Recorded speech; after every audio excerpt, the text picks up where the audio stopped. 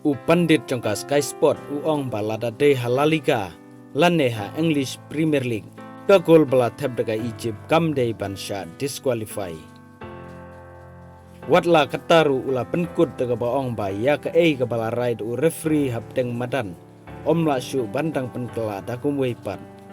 Kat bagi broadcaster jongka US kila ong ban paidin pat ya ka match ka bala yaj arphu sekon kalong ka bom song nongrim.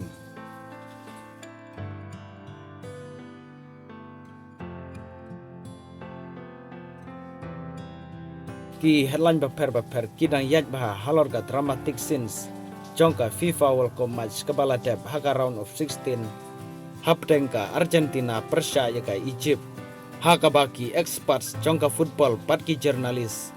kibatai hala ga jing sngeu kidon giba penkesan yaka Argentina bat kidon ru giba penkesan yaka Egypt ladangi ya jaka lenti giba baha kindon giba ben bat kindon giba yaro ladangin ya jaka lenti giba sniuru kindon giba yaro bat kindon giba ben haga ba u Jimmy Carragher u player u bela song ta jongka England pat mentau de u pandit jongka Sky Sport ulo ong ba lada de halaliga laneha English Premier League ya kate ga gol bela thep daga Egypt omla shu ban disqualify ulo ong ba u referee ulale ka ba pakla khendiat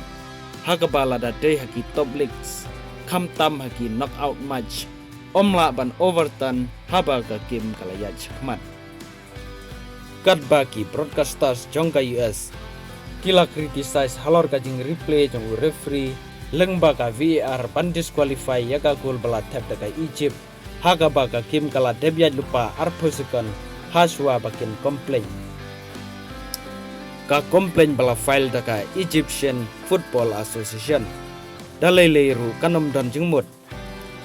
namar kat kum ga role jongka FIFA ka ga bala rai hapteng madan kata katega rai kaba khaddu omla ban pen kelasyu dakum weipat lane omla ban penyele kai biang pat sasin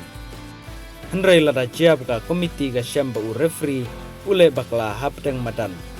kan sange no ban asanye u haki weipat ki knockout match ki bahe ban ya kaba shim dakino rai ban penja burom u referee hakmat jongka berthai